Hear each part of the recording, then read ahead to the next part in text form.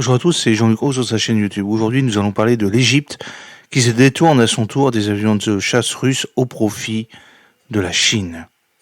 Confrontée à des contraintes budgétaires, la force aérienne égyptienne EAF cherche à moderniser sa flotte tout en maintenant un équilibre délicat entre coûts, efficacité et répercussions diplomatiques.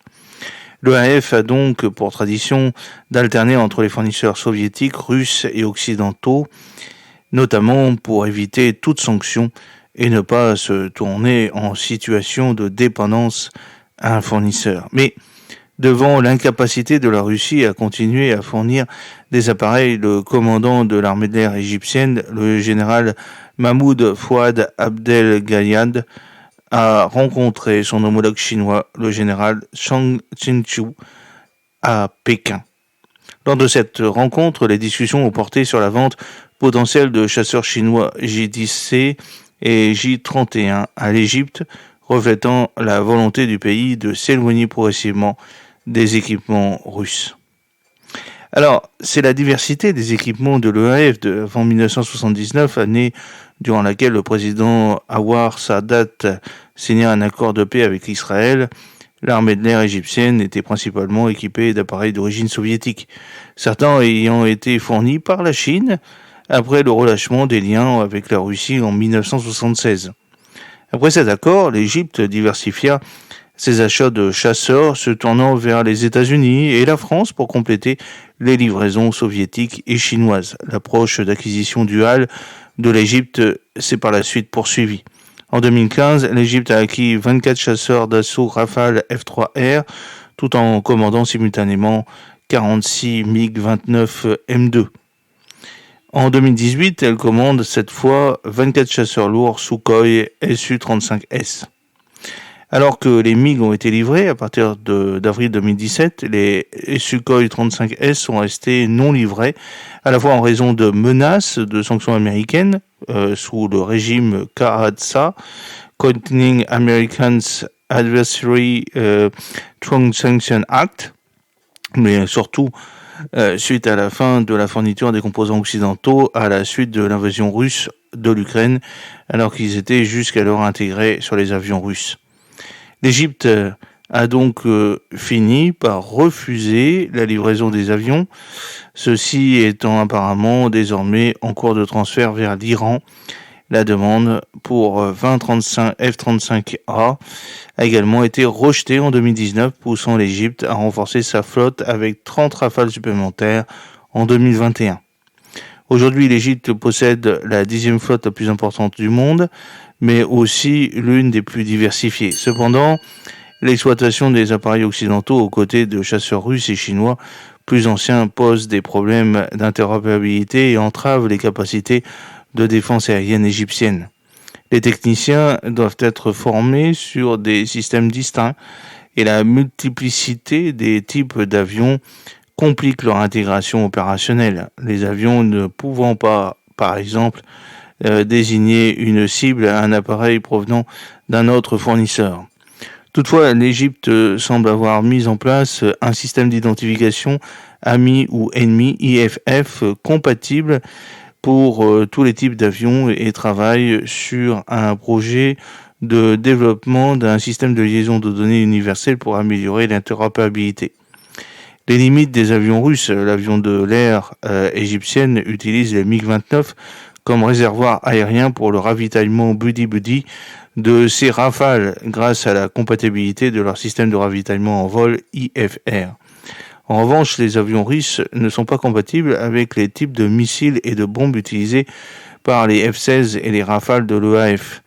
De plus, les MiG-29 sont dépourvus de radars à balayage électronique actif AESA, tandis que les missiles RR, au-delà de la portée visuelle, les BVRAAM qu'ils transportent sont inférieurs à leurs homologues américains et européens. Si les MiG-29 ne peuvent pas échanger de données avec les avions américains de l'Égypte, le Caire espérait qu'il pourrait fonctionner comme une force aérienne dans une force aérienne, afin d'améliorer les capacités aériennes limitées. Pari difficile quand on sait que la doctrine et les tactiques modernes mettent l'accent sur la coopération et la connectivité. En ce qui concerne le projet d'avorté d'achat des Sukhoi Su-35S, ce dernier s'est montré techniquement inférieur au Rafale, notamment lors des compétitions en Corée du Sud en 2002 et au Brésil en 2014. En Corée, le Rafale a obtenu les meilleures notes dans toutes les catégories, remportant les épreuves technico-opérationnelles haut la main et la surpassant largement le Su-35, pénalisé dès le début pour son avionique inférieure et ses coûts de maintenance élevés.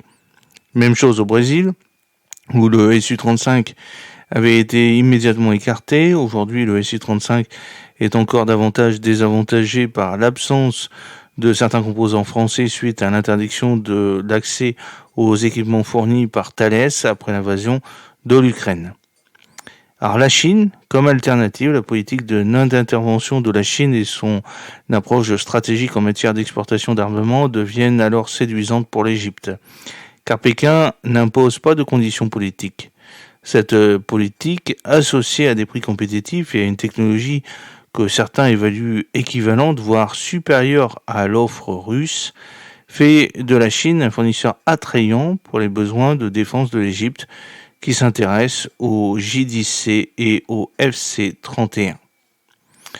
Alors, le J-10C, qui est surnommé le Dragon Vigoureux, était présent au Moyen-Orient lors du salon aéronautique de Dubaï.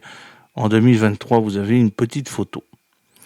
Le Shenzhou J-10C est un chasseur multirôle de génération 4.5 développé par Shenzhou Aircraft Industry Corporation, la CAC. Il est propulsé par un moteur chinois WS-10B et peut atteindre une vitesse maximale d'environ Mach 2 avec une portée de 1850 km. Le J-10C est doté d'un radar à balayage électronique actif AESA de type KLJ-7A qui, bien que plus avancé que le PESA du MiG-29, présente des limites notables. Lors d'exercices les opposants au Gripen C thaïlandais, les radars AESA des chasseurs chinois J-10C et J-11AB se sont avérés moins efficaces que le radar PESA PS-05A MK4, pourtant plus ancien. La Chine a donc subi des résultats désastreux lors des combats à courte et longue portée WVR et BVR, les J-10AB perdant 40-0 face aux Gripen thaïlandais. En termes de guerre électronique, le J-10C est équipé de pods de reconnaissance électronique, mais aussi d'un capteur infrarouge de recherche et de suivi, l'ISRT, et ce qui renforce sa capacité à détecter et à engager des cibles dans différents environnements de combat. L'Égypte serait intéressée par 11 avions J-10C qui viendraient donc compléter et non remplacer la flotte de MiG-29. Cela permettrait à l'armée de l'air égyptienne de moderniser sa flotte avec une technologie avancée tout en conservant un rapport coût-efficacité avantageux. Le Shenyang J-31 est un avion de 5e génération dont les capacités restent bien au-deçà du Rafale. Le Shenyang J-31 ou FC-31 est un chasseur furtif de 5e génération développé par Shenyang Aircraft Corporation. Il est propulsé par deux moteurs RD-93 atteignant une vitesse maximale de Mach 1,8 et possède une portée de 4000 km. Le J-31 intègre des capacités de furtivité telles que des entrées d'air sans déviation et des baies d'armement internes, réduisant ainsi la signature radar. Il est équipé d'un radar AESA KLJ-7A, d'un système infrarouge de recherche et de suivi IRST, ainsi que d'un système de ciblage électro-optique et OTS. Néanmoins, la Chine n'a pas encore atteint la maturité nécessaire pour la fabrication de composants militaires avancés et ne possède pas la capacité de production de masse permettant de produire en interne des structures en composite avec des mailles intégrées pour l'industrie aéronautique. Par conséquent, le J-31 utilise principalement une structure en acier, aluminium et titane, réduisant la discrétion radar de l'avion. La Chine dépend également des fournitures européennes et russes pour développer des structures composites, ce qui signifie qu'elle peut avoir utilisé une simple peinture plutôt que d'un revêtement RAM, c'est-à-dire Radar Absorbent Material, sur sa structure composite.